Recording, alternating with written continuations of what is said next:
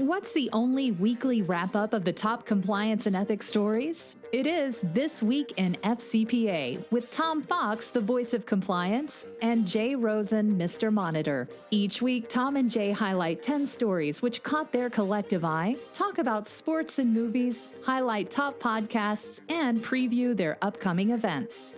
Join This Week in FCPA each week for a one-stop review of the week's compliance and ethics highlights. This Week in FCPA is a production of the Compliance Podcast Network. This is Tom Fox. Welcome to This Week in FCPA, episode 194, What's $3 billion Between Friends edition. As President Trump says coronavirus is no big deal and simultaneously cuts CDC funding because, hey, who needs scientists or facts? We are back to review some of the week's top compliance and ethics stories, including the Wells Fargo DOJ settlement. Lawrence Hoskins has his FCPA counts on his guilty verdict overturned. Ethisphere's World's Most Ethical Company Awards for 2020 are out, and the news is even better this year than last year.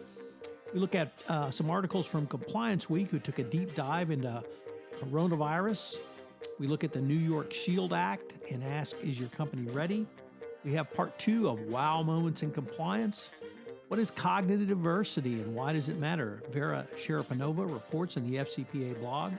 Rick Mezek looks at the question of whether corruption will cost Equatorial Guinea its IMF bailout. I review the 5 blog posts on this week's 31 Days to a More Effective Compliance Program, the final week of HR and compliance. I review upcoming speaking events of March 10, where Conversant is hosting a roundtable in Houston, Texas. On March 12th, I'm joining Conversant at the Innovation Forum in New York City. And on March 18th, I'm joining Baker Tilly at the Philadelphia chapter of the Institute of Internal Auditors for their 2020 Fraud and Ethics Symposium. I hope you can join me at one of these events. This Week in FCPA is a production of the Compliance Podcast Network and a proud member of C-Suite Radio. Hello, everyone. This is Tom Fox, the voice of compliance and the compliance evangelist, back with Mr. Monitors himself, Jay Rosen, for This Week in FCPA, episode 198, the week ending February 28, 2020, or I can't believe it's the end of February date, in the What's the $3 billion Between Friends edition. Jay, President Trump says coronavirus is no big deal, and in fact, we don't need the CDC because who needs scientists or facts anyway? I'm out shopping for a breathing mask, but I wanted to take some time in between to visit with you about some of the week's top compliance and ethics stories. So what say you? I say there is a plethora of exciting stories, and we could spend the whole episode on Wells Fargo. So why don't you give us a recap about what you and some of our friends in the technocracy have been thinking about with regard to Wells Fargo. So if you've been visiting Mars this week and just flew back into town, last Friday after we recorded our episode 193, Wells Fargo settlement was announced. It was a $3 billion, that's with a B, settlement with the Department of Justice and the Securities and Exchange Commission, basically around the fraudulent account scandal.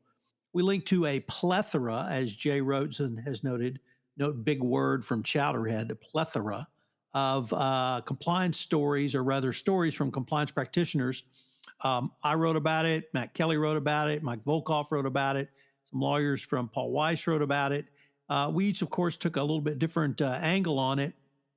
But this, Jay, was the Department of Justice's DPA really laid out in his statement of facts a nearly 20-year illegal scheme and fraudulent scheme where Wells Fargo used a made-up metric called the cross-selling metric to defraud the investing public, that they were actually doing much better than they were.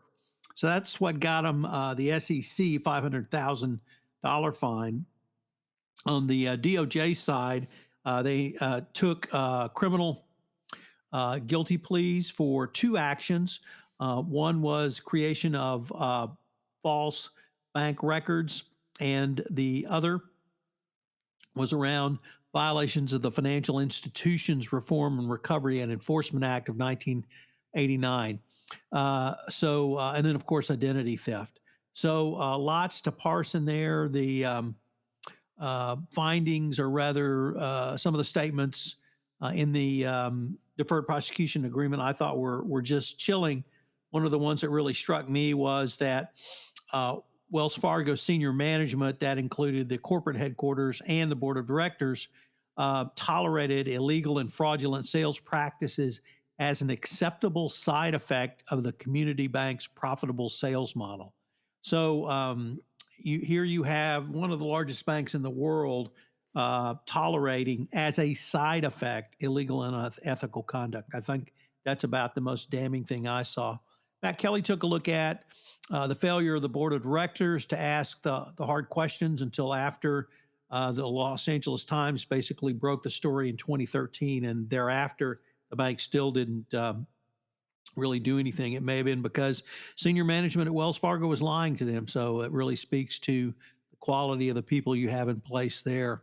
On the Mike Volkov took a look at the dysfunction in the cross-selling strategy leading to the cross-selling metric, and how Wells Fargo put just insane pressure on their employees, literally threatening to send one employee who didn't make his numbers to a branch bank where someone had been murdered.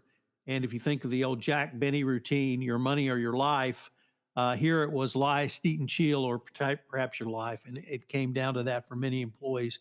And then the Paul Weiss lawyers took a look at why the Department of Justice was so aggressive in this, basically, as the Paul Weiss lawyers noted, settling via criminal action, things that had been typically handled civilly in the past. And they said that the Department of Justice is showing willingness in at least circumstances it judges sufficiently serious and unique to pursue criminal resolutions for conduct that's normally been treated civilly under the rubric of consumer protection violations. So a very harsh settlement. If you think about everything Wells Fargo has gone through, $185 million fine in the CFPB in 2016. Now we got $3 billion on top of this. Their legal costs for investigations and remediation are somewhere north of $2 billion. They had a $7.5 billion market cap loss. They are growth constrained, so they can't really grow anymore, or at least until they get through the DPA. That's an OCC order. So total cost here, Jay, I think are going to be north of 10, perhaps as high as $15 billion to Wells Fargo for something that is not a GAAP metric, something they made up. And actually, the total profitability of the fraudulent account scandal was a paltry $400,000. But it really speaks to the toxic, broken culture of Wells Fargo. And in fact, my last blog post was entitled, "Why Would Anybody Do Business with Wells Fargo Again?" So Wells Fargo has a long way to go to dig themselves out of this. Their reputation is still in tatters. They've recently hired a new CEO. It's their third one since the fraudulent account scandal broke. And they have potential individual criminal prosecutions of the leader of the consumer bank who came up with this illegal fraudulent scheme, Kerry Tolstad. So, perhaps we'll have additional follow-ons on this. But this is truly one of the greatest ethical failures that we've seen, I would say, since Enron and WorldCom. I would agree. So next up, we have the first of two stories coming to us from the FCPA blog. Founder Dick Casson reports on the Hoskins acquittal on FCPA counts. And I know this was surprising, first of all, when Hoskins was convicted, because it really appeared that the government had not set up the facts to say why somebody who did not work in the U.S. and was not a U.S. employee could be found to be an agent of Alstom. And everyone was debating the agency theory. So now, as of this Wednesday, a federal judge partially acquitted the former Alstom executive convicted by a federal jury in November of bribing officials in Indonesia ruling that prosecutors had failed to prove that he violated the FCPA by acting as an agent of Alstom's Connecticut subsidiary. Judge Janet Bond Archerton acquitted Lawrence Hoskins on 7 FCPA-related counts, but she let the 4 money laundering counts stay. Hoskins, as we've said, is a UK citizen, and he was convicted by Connecticut. And basically, the judge said that the jury's guilty verdict on all counts was against the weight of evidence adduced at the trial.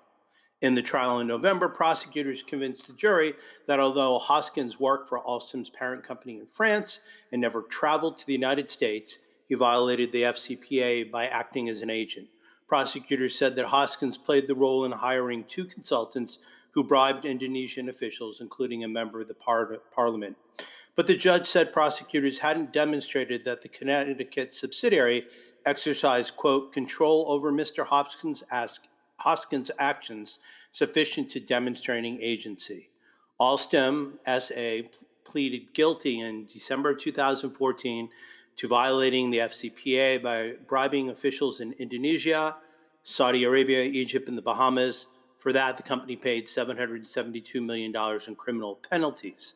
Alstom's consortium partner in Indonesia was Marubeni Corporation, and they pleaded guilty in 2014 to 1 count of conspiracy. Incidentally, or more interestingly, DOJ unsealed an indictment against 3 former Indonesia-based executives, 2 from Alstom and 1 from Marubeni, for their alleged roles in the Indonesian bribery. The 3 defendants were all charged with substantive violations of FCPA. In earlier rulings, the judge had dismissed part of the indictment against Hoskins. She said a non-U.S. citizen, national, or resident could not be held criminally liable for conspiring to violate or aiding and abetting a violation of the FCPA. In Wednesday's order, Judge Atherton did not set a date for sentencing on Hoskins for his money laundering charges. So I know when we saw the headline come out over email a couple days ago, we were kind of shocked by it. Tom, any icing you want to throw on the cake here? Yeah, Jay, through the very courteous auspices of Fry Wernick, he sent me a copy of the court's order, which I've been able to read. And the court focused on the facts around the agency of Hoskins. And the court found the specific reason they overturned the verdict was that the requirements for agencies basically, it doesn't have to be a corporate structure in place, but what there has to be is actual control and direction of the agent. You can theoretically have someone above you in the corporate hierarchy be your agent for a specific project or a specific purpose. But and then the agent has to actually have not only the delegated authority, but exercise that delegated authority. What the court found that Hoskins was certainly involved in this, but he wasn't the person who selected the agent. He was just there to approve the contracts for the agent. So there wasn't the sufficient control or actions by Hoskins to in his role around the agents. Simply helping someone out is not does not meet the definition of an agent. And the court found that Hoskins worked in a different department than the business unit which hired the agent, which was the American business unit of Alstom. So it was a very narrowly defined reversal based upon the facts adduced at trial. And I thought the court's analysis, it leaves open the opportunity for the Department of Justice to bring charges along these agency theory lines going forward. But it demonstrates that you have to show that the principal actually directed the agent, didn't simply ask for help, and the agent kind of out of a just being a good corporate employee, giving that help. So the court also, the way they structured their reversal, said that if the DOJ went up and won on appeal, that they could retry the case. What the court did not do, Jay, was overturn the money laundering allegation. So Hoskins is still on the hook for money laundering, even though he was not in the United States. So he still will be sentenced based upon that. So, Tom, it's February, and around this time is when the folks at Ethisphere give out their designation to the 2020 World's Most Ethical Companies. In the show notes, we've linked about the press release and the entire list of honorees. Any thoughts about the process and those who made the list again this year? So, Jay, just a couple of things I'd like to highlight. First of all, with obviously the ethical premium is the signature kind of takeaway from the world's most ethical company honorees. And this year, the Ethisphere's research supported the conclusion that not only ethics and financial performance go hand in hand, but the Ethisphere annual tracking of how stock prices of publicly traded honorees compared to the large cap index found that in the listed 2020 companies outperformed the large cap sector over 5 years by 13.5%. So the ethics premium forms the basis upon which the companies can correlate responsible behavior with shareholder value. Last year, that number was 10.5%. So we had a 3 percentage point increase. And even more stunningly to me, Jay, I've been following this number for about 10 years. And 10 years ago, that delta was 4%. So now we've had the increase in world's most ethical companies outperforming the large cap sector by 3 times what it was 10 years ago, and even going up from last year. So good compliance and ethics is good for business, Jay. Here, here. So next up, our friends at Compliance Week are taking a real deep dive into the coronavirus situation. First off, Aaron Nicodemus talks about disruptions caused by the coronavirus affecting global supply chains. Next, Jacqueline Jaeger joins us with two looks. First, the SEC taking a look at the potential impact of the coronavirus on audit quality. And finally, Jacqueline looks at the coronavirus's impact on how tech, medical, retail industries are responding. Quarantines and forced business shutdowns are devastating China's economy. 90% of all affected provinces' businesses have been negatively impacted, according to a white paper called Business Impact of the Coronavirus, published by Dun & Bradstreet earlier this month. Those disruptions are beginning to affect the global supply chain.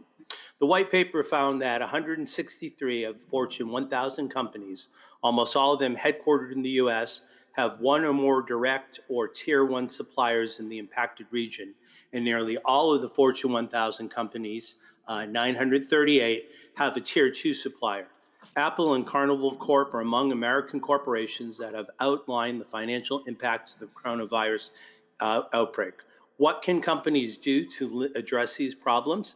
It's impossible to build a process that eliminates disruptions, says Brian Alsher, General Manager and third-party risk and compliance at Dun & Bradstreet. But there are ways to reduce it so it doesn't impact your company's performance.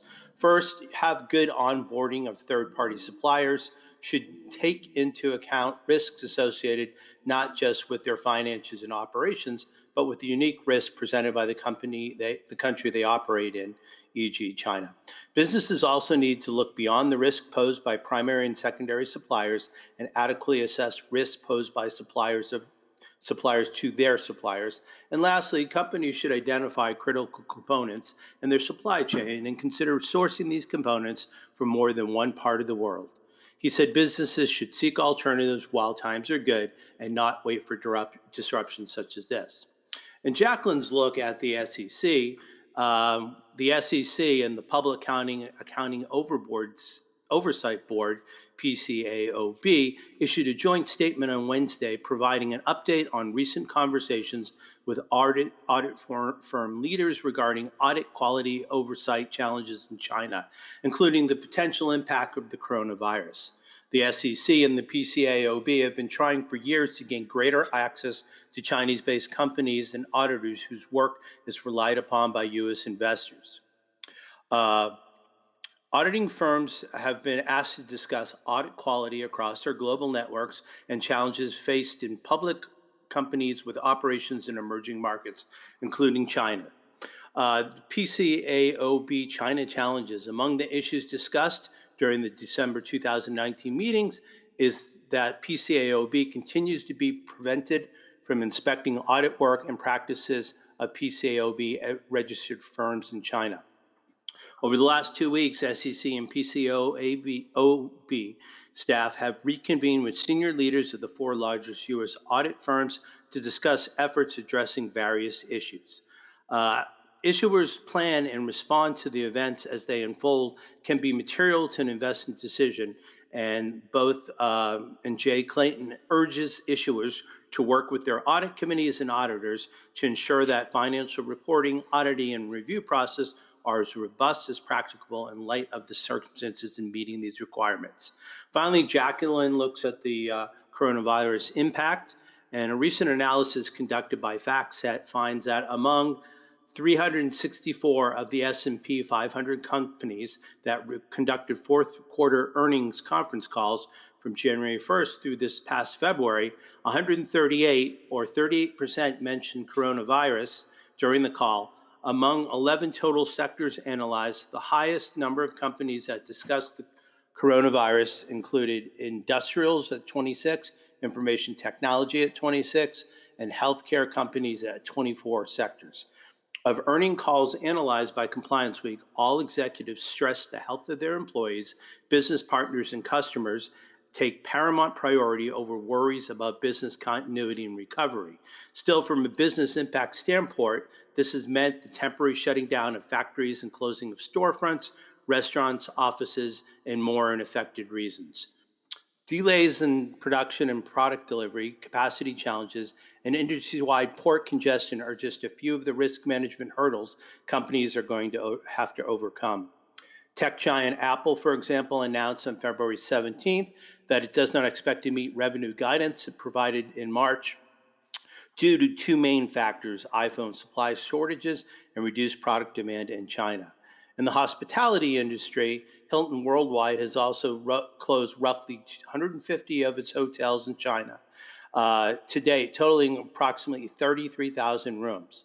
Also, Wynn Resorts, that also operates in Asia, ceased its casino operations in Macau on February 5th, and during this time, the casino is closed. Operating expense burn rate is roughly $2.4 million to $2.6 million per day. Government-required factory shutdowns in China are also impacting manufacturing for several companies. Hyundai Motor Corporation, for example, on February 7th, announced a work stoppage related to the manufacturing of its vehicles. There may be a silver lining here. Companies that will most efficiently be able to weather the storm are those that can realize business opportunities caused by forces of market change. They specifically point to the Alibaba Group, who noted that more employees are choosing to work from home and that consumers are migrating to online purchase solutions so they can buy groceries and other daily necessities, precluding them from having to go out in public. The experiences that we've had with similar situations like these in the past show that after a period of disturbance, consumption resumes stronger before. These are the remarks of L'Oreal Chairman and CEO Paul-Jean Agon, who said in the February 6 earnings calls, "Therefore, at this stage, and assuming that the epidemic follows a similar pattern, we are confident in our capacity this year, again, to outperform the beauty market and achieve another year of growth, both sales and profits." So a real deep look, and as we said, we link to all 3 of those articles in the show notes. Tom, next up, New York State SHIELD Act is coming into effect shortly. How do you know if your company is ready? So, Jay, the SHIELD Act puts in place 2 significant changes to enhance data protection for data privacy. First, it expands New York's breach notification requirement in several ways. And second is the new requirements that companies develop laws, implement, and maintain reasonable safeguards to protect the security, confidentiality, and integrity of private information. There's 3 basic categories: administrative safeguards. Do you have someone in charge? Is that person assessing internal and external data security risk? Are they doing training? Are they selecting vendors who have been properly vetted? And are they adjusting your cybersecurity program? Technical safeguards. Do you basically have a technical defense program in place. And of course, physical safeguards, never forget those, protecting against unauthorized access, detecting and preventing against intrusions, and assessing the human risk of information storage. The author, Matthew Levine, suggests taking a more proactive approach going forward, and this law is similar or has some similarities to the CCPA, but he expects it to be vigorously enforced by the state of New York. So any company that's got consumer or other private information of New York residents in its data files, you really need to take a look at this and be ready to implement what measures the New York Shield Law requires going forward. Over the past week, I have concluded my 1-month look at the role of HR in compliance on 31 Days to a More Effective Compliance program. On Monday, I looked at promotion to encourage compliance, Tuesday, tone in the middle of the organization, Wednesday, tone at the bottom of an organization. On Thursday, I considered the gap analysis for HR, and today on Friday, I gave 10 questions to pose HR. You should note that 31 Days to a More Effective Compliance program now has its own iTunes channel. If you want to binge out and listen to the episodes, I'll leave the site on the show notes. If you're going to be in Houston on March 10th, I hope you will join me as Conversant is hosting a roundtable from 12 to 2 at Stake 48. Our featured speakers will be Philip Winterburn and myself, and featured guests Terry Springer from HP. We will focus on key KPIs for compliance. Information and registration is in the show notes. If you're going to be in New York City on March 12th, I hope you'll join me once again with Conversant, who is hosting an innovation forum from 3:30 to 7 p.m. at Santina. The event will allow you to network with like-minded individuals within the ethics and compliance space and hear from both myself and Philip Winterburn as well. Louis Sapperman will be joining us, and perhaps one or two more on a panel. And finally, if you're not in New York or Houston, how about Philadelphia? I hope you will join me on March 20th, for the Baker Tilly and Philadelphia chapter of the Institute of Internal Auditors 2020 Fraud and Ethics Symposium. Once again, information and registration is in the show notes. I hope you'll join Jay and I again next week, where we consider some of next week's top compliance and ethics stories. This Week in FCPA is a production of the Compliance Podcast Network and a proud member of C-Suite Radio. If you have never done so, I would ask as a call to action that you tell one person about this podcast. I'm trying to see if I can grow the size of this podcast organically by asking people who enjoy it to recommend it to a fellow compliance officer, business practitioner, or someone else. Once again, I hope you'll join Jay and I again next week for another episode of This Week in FCPA.